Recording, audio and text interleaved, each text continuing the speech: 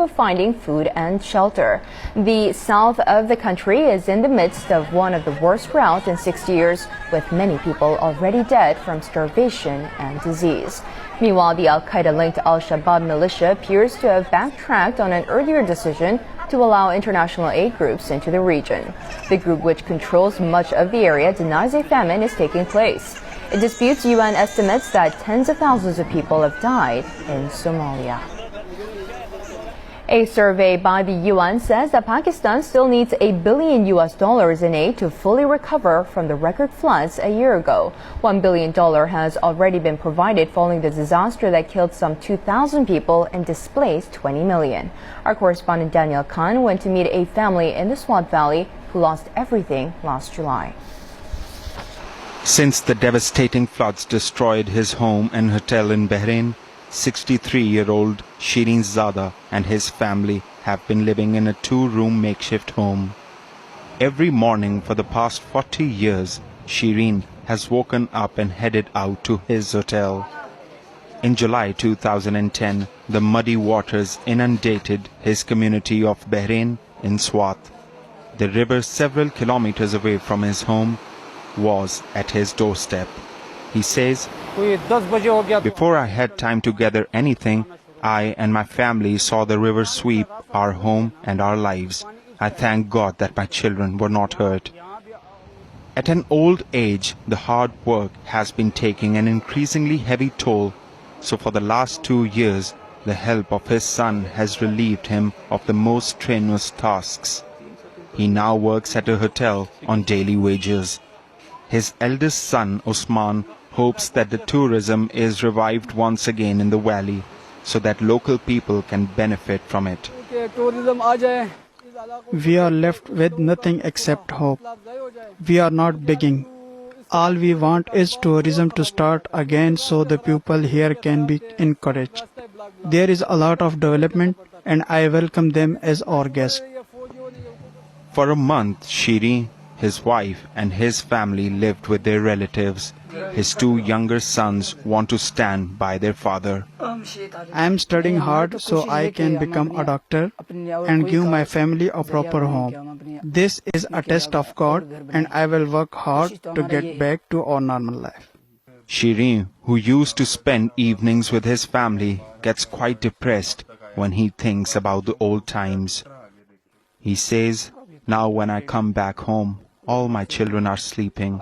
I can't sit with them to talk. I will try my best to rebuild everything, but in my heart, I'm not happy."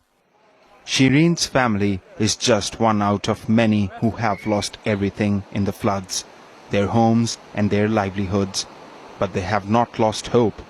Every evening there is a special prayer at the flood-hit mosque, a prayer for the ones lost and for their future.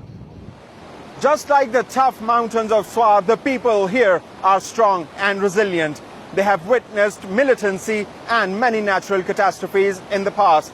And as Pakistan observes the first anniversary of the catastrophic floods, these people pray to God to give them enough strength to make them stand on their 2 feet once again. Daniel Khan, CCTV Swat, Northwest Pakistan. You're watching CCTV News. Still ahead on the program. Wildlife protection. We follow the Tibetan antelopes back to their habitat on the Sanjiangyuan Nature Reserve.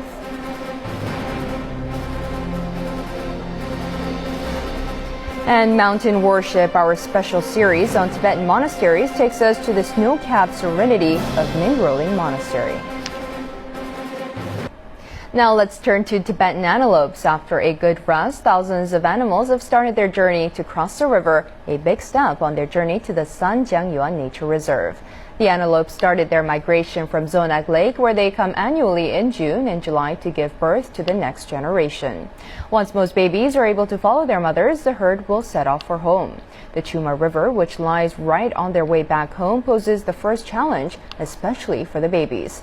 It's followed by the Qinghai-Tibet Highway and Railway. Since the animals are very shy and easily scared, reporters have been learning how to approach without disturbing them.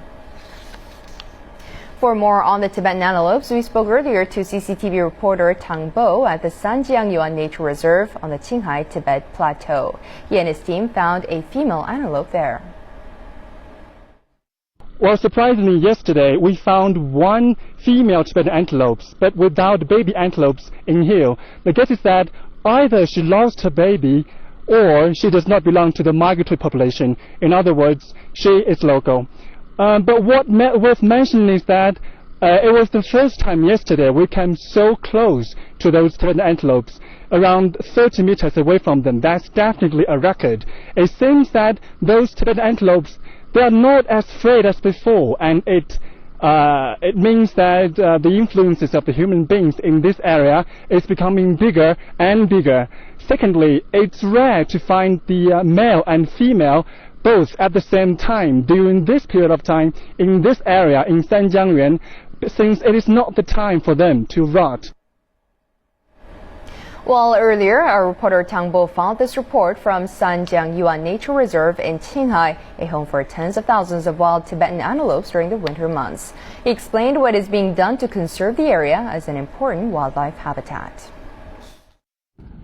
Look at the scenery behind me under the great sky, filled with the light and silence, green grass and clean water, intricacies of a wildlife. Here is one of the most important winter ranges for the Tibetan antelopes, the Sanjiangyuan National Nature Reserve. The Sanjiangyuan National Nature Reserve, covering an area of about 150,000 square kilometers, is a sub-area of the Sanjiangyuan region, larger than England and Wales combined. Along with the wetland and water's protection, other ecological values such as grassland and wildlife enhancement have also been presented as goals of the nature reserve. People are easily to be intrigued here in the Sanjiangyuan National Reserve by wild yak, Tibetan wild ass, Tibetan gazelle, as well as the most precious creature on the plateau, the Tibetan antelopes. Some Tibetan antelopes are resident, remaining relatively local, while some are migratory. The migratory population spend the winter in the nature reserve for the abundant grass and water. They migrate north in spring, where females gather to calve in specific but barren areas. Then they go southwards to rejoin the males at the Sanjiangyuan National Nature Reserve.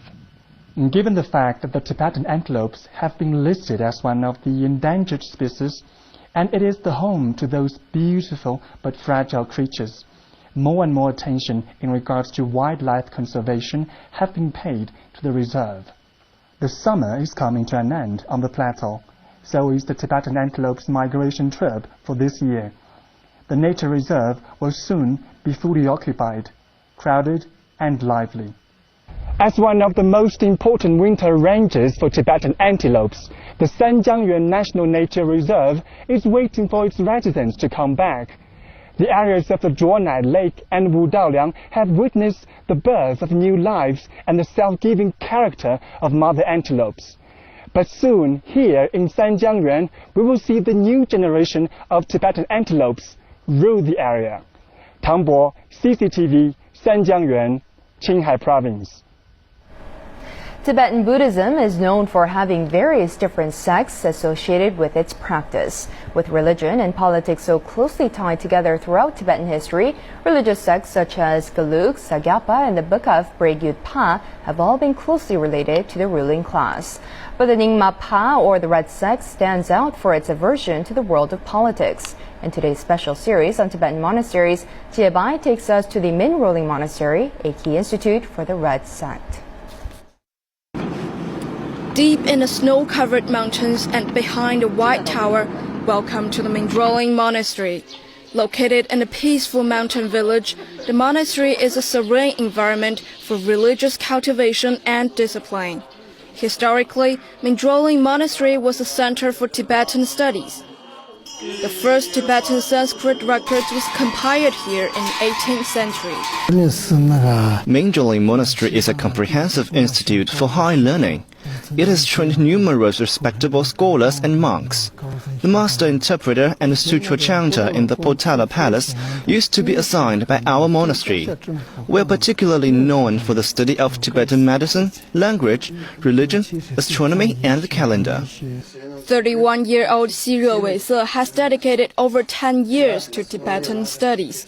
He is now an expert on the Tibetan calendar and Tibetan medicine. As a full-time teacher in a monastery, he also works as a doctor in a monastery clinic, offering free medical care to local villagers.